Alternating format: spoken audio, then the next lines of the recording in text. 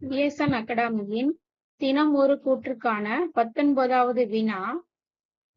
கூற்று: நாடாளுமன்றத்தின் நிர்வாகத் தலைவர் மக்களவை சபாநாயகர் ஆவார். ஒரு திருத்த சட்டம் முன்மொழிவதற்கு சபாநாயகரின் அனுமதி பெறப்பட வேண்டும்.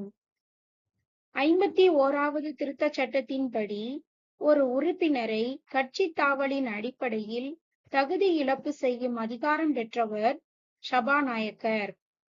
ஒரு முன்வரைவு பண முன்வரைவு என்று தீர்மானிக்கும் அதிகாரம் பெற்றவர் குடியரசுத் தலைவர். ஆன்சர்: கூற்று 1, 2 சரி, 3, 4 தவறு.